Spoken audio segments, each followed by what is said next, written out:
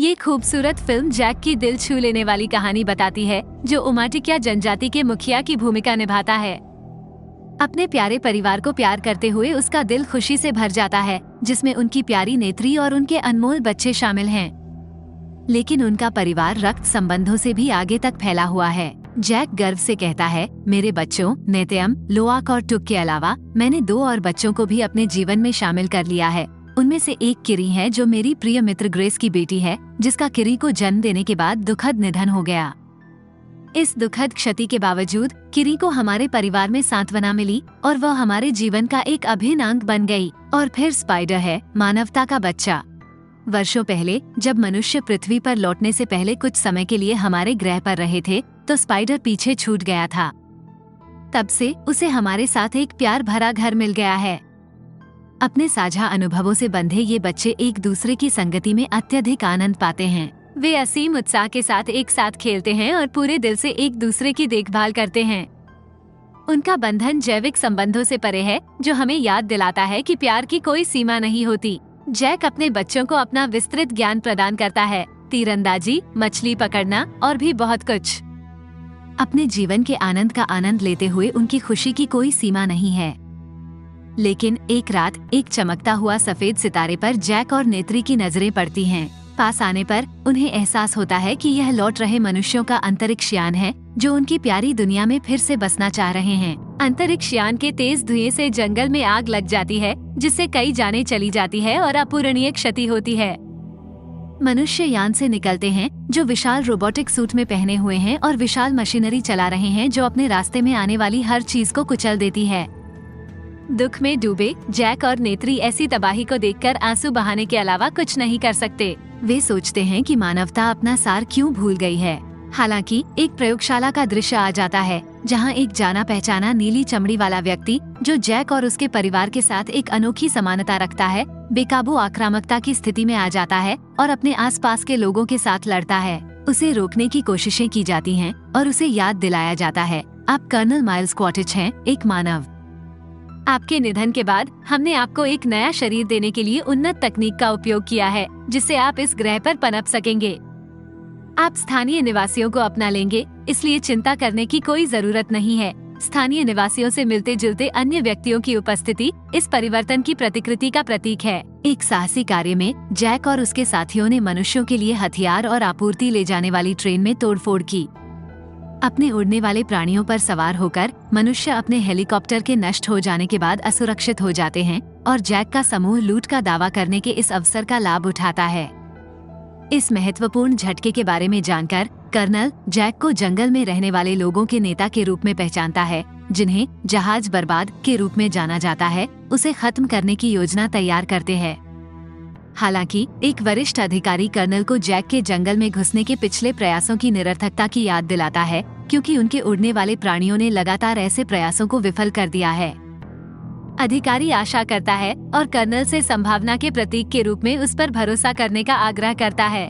कुछ साथियों के साथ कर्नल जंगल में जाता है, जहां जैक के बच्चे मासूमियत से खेल रहे हैं। इंसानों के आने का आभास होने पर बच्चे तेजी से अपने पिता को सूचित करते हैं, लेकिन इससे पहले कि वे प्रतिक्रिया कर पाते, उन्हें पकड़ लिया जाता है। क्षण भर में नेत्री आती है, उसकी धनुष की प्रत्यंचा तनी हुई है और वो एक तीर छोड़ती है, जो हमलावरों में से एक की खोपड़ी में छेद कर देती है। संघर्ष शुरू होता है, जिसमें नेत्री ने कुशलतापूर्वक अपने कई रिश्तेदारों को मुक्त कर देती है। फिर भी कर्नल स्पाइडर को पकड़ लेता है, वो मनुष्य का बच्चा जिसे उन्होंने अपने बच्चे के रूप में अपना लिया था। नेत्री का दिल अपने बच्चे के लिए चिंता से भर जाता है, लेकिन जैक तय करता है कि उन्हें अपना आश्रय छोड़ देना चाहिए। मुखिया के रूप में वो कर्नल की निरंतर खोज का भार वहन करता है, ये जानते हुए कि उसी ने कर्नल को मार दिया था जब इंसान पहली बार उनके बीच आए थे। इस परिवर्तित घटनाक्रम में इस अवतारी शरीर में मेरे अस्तित्व ने ही उसे मेरी मृत्यु के लिए तरसा दिया है। यदि हम अपने पूरे परिवार के साथ इस जगह से चले जाएं, तो हम अपने जनजाति के जीवन को आने वाले खतरे से बचा सकते हैं।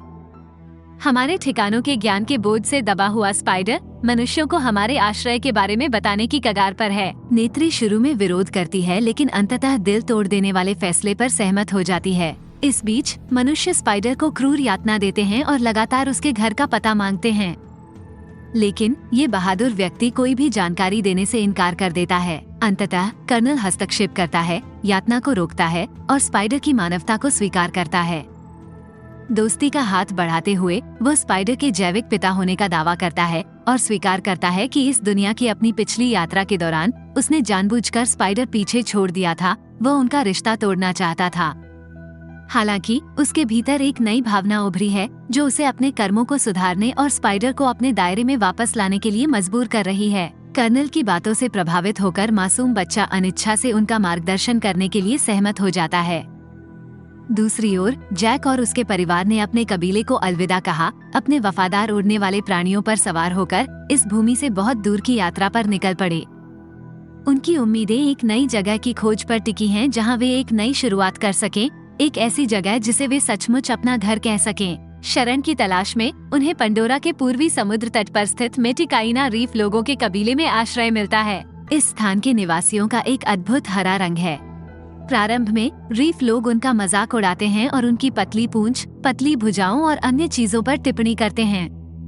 हालांकि चीफ टोनोवारी आते हैं और उन्हें याद दिलाते हैं कि वे जंगल के बच्चे हैं और उन्हें खुद को पानी तक सीमित रखने की जरूरत नहीं है। जलीय अस्तित्व में अपनी विशेषज्ञता की कमी के बावजूद जैक सीखने के अपने दृढ़ संकल्प पर जोर देता है और अपने परिवार की सुरक्षा सुनिश्चित करने में रीफ लोगों की सहायता के महत्व पर जोर देता है। आखिरकार चीफ टोनोवारी नर्म पड़ जाते हैं और उन्हें रहने की अनुमति दे देते हैं। अगले दिन जैक के साथ रहने वाले बच्चे अपने नए दोस्तों के साथ अपने आसपास की खोज करते हैं। जिज्ञासा के एक क्षण में लोक अपने बालों को एक प्राणी से जोड़ देता है जिससे वह अनजाने में पानी में तैरने लगता है। देखने वालों की हंसी के बीच उसे एक हास्यप्रद हंसी का अनुभव होता है। एक और दिन आता है जब कुछ स्थानीय बच्चे किरी को ताना मारते हैं, उसके साथ दुर्व्यवहार करते हैं और उसे लगातार परेशान करते हैं। इस अन्याय का जवाब देते हुए किरी के भाई आते हैं, अपनी बहन का बचाव करते हैं और तसिरिया के भाई एओनुंग के साथ उलझ जाते हैं। वे उसके व्यवहार पर सवाल उठाते हैं और पूछते हैं कि उसने उनकी बहन के बारे में बुरा क्यों बोला। हालांकि स्थिति का पता चलने पर जैक ने अपने बेटे को डांटा, उसके हरकतों पर सवाल उठाया और उससे एओनुंग से माफी मांगने का आग्रह किया। जब माफी मांगी जाती है तो एओनुंग बदला लेने की इच्छा रखते हुए नाराज रहता है। वो जैक के बेटे को धोखा देने के इरादे से एक कथित ठिकाने पर ले जाने का प्रस्ताव रखता है। एओनुंग और उसके साथी चालाकी से उसे एक विश्वासघाती समुद्री शिकारी के खतरनाक क्षेत्र में ले जाते हैं और जानबूझकर उसे फंसा देते हैं। जैसे ही बच्चा अलग होता है, एक खतरनाक तुलकुन गहराई से बाहर आता है और एक भयानक हमला करता है जो उसे जीवित अस्तित्व के संघर्ष में डाल देता है। जीव लगातार उस पर हमला करता है और अपने जबड़ों से उसे पूरी तरह खा जाने की धमकी देता है। उम्मीद की एक किरण के लिए बेचैन एक दूसरा तुलकुन पयाकन आ जाता है और घातक मुठभेड़ को बाधित करता है। तेज गति के साथ पयाकन हमलावर को अपने शक्तिशाली जबड़ों में पकड़ लेता है और क्षमा न कर सकने वाले पत्थर पर जोरदार प्रहार करता है जिससे खतरा समाप्त हो जाता है। इस बीच पानी के अंदर सांस लेने में असमर्थ लोआक गहराई में चला जाता है और पानी में डूबकर उसकी मौत हो जाती है। जैसे ही उसकी चेतना वापस जीवन में लौटती है, वह खुद को पाइकन के ऊपर बैठा हुआ पाता है, वह रक्षक जिसने उसके अस्तित्व को बचा के रखा है। लोआक को एहसास होता है कि पयाकन को भी इस कठिन परीक्षा से घाव झेलने पड़े हैं। कृतज्ञता और करुणा के गहरे भाव के साथ वह पयाकन के शरीर में फंसे भाले को कोमलता से हटा देता है, जिससे उसे आराम मिलता है। ये कृत्य उनके बीच एक अनकहा बंधन बनाता है, क्योंकि पयाकन विनम्रता पूर्वक युवा लड़के को उसके परिवार के पास वापस ले जाता है। उनके दिल हमेशा के लिए एक दूसरे से जुड़ जाते हैं। ये जानने पर कि उसके अपने बेटे एओनुंग ने जानबूझकर हमारे मेहमान को एक समुद्री शिकारी के खतरनाक क्षेत्र में छोड़ दिया है, चीफ टोनोवारी न्यायपूर्ण गुस्सा करता है। हालांकि लोग आगे बढ़कर यह स्वीकार करते हुए कि विश्वासघाती के पानी में उतरने का विचार उसका अपना था, दोष स्वीकार करता है। उसके रहस्य उद्घाटन से एओनुंग शर्म से डूब जाता है। उसे एहसास होता है कि उसने नुकसान पहुंचाने का इरादा किया था और किसी ऐसे व्यक्ति की जान बचाई जिसने कोई गलत काम नहीं किया था। समय के साथ उनकी शुरुआती दुश्मनी समझ और क्षमा के कारण सच्ची दोस्ती में बदल जाती है। लोआक उत्सुकता से समूह के बाकी सदस्यों को अपनी मुठभेड़ के बारे में बताता है और गर्व से बताता है कि यह साहसी पयाकन ही था जिसने उसकी जान बचाई। हालांकि उसकी कहानी को उसके साथियों से अविश्वास और उपहास का सामना करना पड़ता है। अपने ऊपर डाले गए संदेह के बावजूद निडर होकर लोआक अगले दिन एक बार फिर पयाकन की तलाश करता है और इस असाधारण प्राणी की उपस्थिति में आराम और खुशी पाता है। उनका बंधन मजबूत हो जाता है क्योंकि वे मजेदार बातचीत करते हैं और अपने पवित्र संबंध का आनंद लेते हैं। जैक और उसके परिवार के ठिकाने के बारे में जानकारी की बेताब खोज से प्रेरित होकर कर्नल द्वारा जैक का लगातार पीछा करना जारी होता है। सटीक विवरण की कमी के बावजूद कर्नल अपने दृढ़ संकल्प पर दृढ़ रहता है, यहाँ तक कि स्थानीय नवी लोगों द्वारा उपयोग किए जाने वाले कुछ उड़ने वाले प्राणियों पर भी नियंत्रण ले लेता है। अपनी खोज में वे एक द्वीप पर पहुंचते हैं जहां स्वदेशी जनजातियां रहती हैं जो कहते हैं कि उन्हें दिखाए गए चित्रों में दिख रहे व्यक्तियों से वो परिचित नहीं हैं। उनकी ईमानदारी पर संदेह करते हुए कर्नल जनजाति के लोगों में से एक को बेरहमी से मार डालता है। स्पाइडर अपने पिता को समझाने की कोशिश करते हुए बताता है कि ये लोग निर्दोष मछुआरे हैं और उन्हें जैक के ठिकाने के बारे में कोई जानकारी नहीं है। कर्नल अनिच्छा से सहमत हो जाता है, लेकिन अपने क्रूर स्वभाव का प्रदर्शन करते हुए वो जाते ही उनके घर को आग लगा देता है। अपने हिंसात्मक व्यवहार को जारी रखते हुए कर्नल और उसकी सेना निर्दोष स्वदेशी जनजातियों पर बेरहमी से हमला करते हैं, लेकिन उनकी पूछताछ से जैक के स्थान के बारे में कोई जानकारी नहीं मिलती है। अपनी भयानक मुठभेड़ों के दौरान उनका सामना तुलकुन से होता है। लोहे की जंजीरों, छोटी मिसाइलों और एक अल्ट्रासोनिक बंदूक से लैस वे उसके खिलाफ हमलों की झड़ी लगा देते हैं, जिससे उसकी खुद की रक्षा करने की क्षमता खत्म हो जाती है। असहाय होकर तुलकुन अपनी युवा संतानों के साथ पानी में तैरता है, जिन्होंने कभी भी मनुष्यों के लिए खतरा पैदा नहीं किया है। दर्द से व्याकुल होकर तुलकुन चोटों के कारण दम तोड़ देता है और अपनी मासूम संतानों को अनाथ छोड़ देता है। जीत की भावना से ग्रस्त मनुष्य गलत जीत से खुश होते हैं, यह विश्वास करते हुए कि उन्होंने अपना लक्ष्य हासिल कर लिया है। बढ़ते अत्याचारों को देखकर कर्नल का बेटा पीड़ा से अभिभूत है और असहाय प्राणियों के प्रति ऐसी क्रूरता का गवाह बनने में असमर्थ है। मनुष्य तुलकुन को पकड़ लेते हैं और उसे जबरदस्ती अपने साथ ले जाते हैं। तुलकुन के मुंह के अंदर वे उसके ऊपरी तालू में छेद करने के लिए एक ड्रिलिंग मशीन का प्रयोग करते हैं। एक पीला तरल पदार्थ, एक बहुमूल्य पानी जैसा पदार्थ जो लंबे समय तक जीवन प्रदान करता है, बाहर निकलता है। यह अमृत उम्र बढ़ने की प्रक्रिया को धीमा कर देता है, जिससे इसका सेवन करने वालों को लंबे समय तक जीवन मिलता है। इस तरल का मूल्य बहुत अधिक है, इसकी कीमत लाखों डॉलर है। अगले दिन तुलकुन नरसंहार की खबर मेटकाइना के कानों तक पहुंचती है और उनका गुस्सा जैक के प्रति बढ़ जाता है और उसे मनुष्यों के आगमन और उनके प्रिय जीवों की हत्या के लिए जिम्मेदार ठहराया जाता है।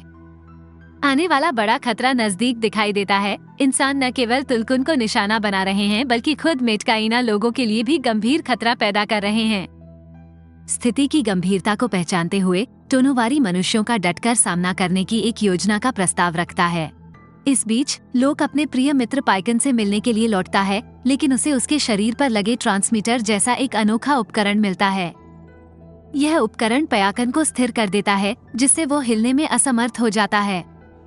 ये स्पष्ट हो जाता है कि मनुष्य का बहुमूल्य जीवनदायी तरल पदार्थ प्राप्त करने की चाह में और अधिक तुलकुन का शिकार करने का इरादा है। अब ये पाइकन एक शानदार और दुर्जेय प्राणी है जो उनकी निरंतर खोज का लक्ष्य है। अपने छोटे बेटे और साथी कबीले के सदस्यों के साथ जैक और उसका परिवार पयाकन के साथ चलते हैं, लेकिन इंसान उनके करीब होते हैं। दूर से कर्नल चुपचाप घट रही घटनाओं को देखता रहता है, उसके इरादे रहस्य में छिपे रहते हैं। यह महसूस करते हुए कि उनके बच्चे गंभीर खतरे में हैं, जैक और टोनोवारी अपने हथियार पकड़ लेते हैं और जल्दी से उन्हें बचाने के मिशन पर निकल पड़ते हैं। बड़ी चुनौतियों के बीच बच्चे विशाल राक्षस से ट्रांसमीटर डिवाइस को हटाने में कामयाब होते हैं, जिसके कारण पयाकन आजाद हो जाता है और तैरकर दूर चला जाता है, अंततः अपनी जान बचाता है। हालांकि मनुष्यों का लगातार पीछा जारी रहता है और बच्चों के पास से गोलियां निकलती हैं। एक महत्वपूर्ण क्षण में तसिरिया खुद को मौत के कगार पर पाती है, लेकिन लोक साहस जुटाकर उसका हाथ पकड़ लेता है और उसे नुकसान से बचाने के लिए तेजी से खतरे की ओर मुड़ता है। एक निस्वार्थ तरीके से वो उसकी जान बचाने में सफल हो जाता है, लेकिन उनकी राहत थोड़ी देर ही रहती है, क्योंकि मनुष्य तेजी से बच्चों को एक विशाल जाल में फंसा लेते हैं और उन्हें अपने जहाज पर ले जाते हैं। इस बीच पकड़े गए बच्चों के माता पिता घटनास्थल पर पहुंच जाते हैं। जब जैक अपने बंधे हुए बच्चों को कर्नल के नियंत्रण में डेक पर देखता है तो उसका दिल बैठ जाता है। कर्नल एक दिल दहला देने वाला अल्टीमेटम देता है, जिसमें मांग करता है कि अगर जैक अपने बच्चों की सुरक्षा सुनिश्चित करना चाहता है तो वो जहाज पर अकेले आए। स्थिति की गंभीरता को समझते हुए और अपने परिवार और पूरे समुदाय की रक्षा करने की इच्छा से प्रेरित होकर जैक अकेले चुनौती का सामना करने का कठिन निर्णय लेता है। तभी लोक पानी की सतह के नीचे से निकलकर पाइकन के साथ एक अप्रत्याशित बंधन बनाता है। शक्तिशाली प्राणी की ताकत और चपलता के साथ लोक जहाज पर सवार लोगों पर भयंकर हमला करता है, कहर बरपाता है और विनाश होता है। घटनाओं के इस अप्रत्याशित मोड़ को देखते हुए जैक और मेटकाइना रीफ के लोग मौके का फायदा उठाकर एकजुट होकर जहाज पर सामूहिक हमला करके मनुष्यों के खिलाफ जवाबी कार्रवाई करते हैं। मनुष्यों और मेटकाइना रीफ लोगों के बीच लड़ाई तेज हो जाती है, जिसके कारण दोनों पक्षों के लोगों की मौत होती है, जिंदगियां खो जाती हैं, बलिदान दिए जाते हैं और जीवित रहने के लिए संघर्ष चरम सीमा तक पहुंच जाता है। पाइकन इंसानों के एक छोटे जहाज पर छलांग लगाता है और उन्हें लोहे की रस्सी से फंसाकर तेजी से उन पर काबू पाता है। इस उथल पुथल के बीच जैक बहादुरी से पकड़े गए बच्चों की ओर बढ़ता है और उन्हें बंधकों से मुक्त कराता है। नेतम और लोक अपने भाई स्पाइडर का पता लगाते हैं और साथ में वे अपनी जान बचाते हुए होकर भाग निकलते हैं। हालांकि ट्रेजेडी तब होती है जब लोक लगातार चल लड़ाई का शिकार हो जाता है, जिससे नेत्री दुख से घिर जाती है। उसकी पीड़ा भरी चीखें शोरगुल में गूंज उठती हैं। कर्नल अपनी खोज में लगा हुआ एक बार फिर से जैक के 2 बच्चों को पकड़ लेता है, उन्हें चारे के रूप में उपयोग करता है, उत्सुकता से जैक के आगमन की प्रतीक्षा करता है ताकि उसकी मृत्यु हो सके। बिना किसी डर के जैक बेहद चुपके से खतरनाक दृश्य पर पहुंचता है और एक शक्तिशाली विस्फोट करता है जो आसपास के वातावरण को आग की लपटों में घेर लेता है, जिसके कारण कई मानव प्रतिद्वंद्वी मारे जाते हैं। नेत्री की आंखें क्रोध और दुख दोनों से भरी हुई होती हैं। वह अपने तीर छोड़ती है और कई दुश्मनों को हमेशा के लिए चुप करा देती है। अपने बेटे को खोने का दर्द उनकी आंखों से साफ झलकता है। एक पल के अवसर का लाभ उठाते हुए कर्नल किरी के गले पर चाकू रख देता है और उनसे अपने हथियार छोड़ने के लिए कहता है।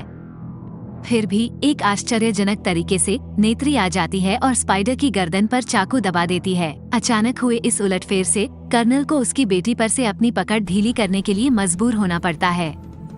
अंत में कर्नल और जैक के बीच एक भयंकर और गहन द्वंद्व शुरू हो जाता है।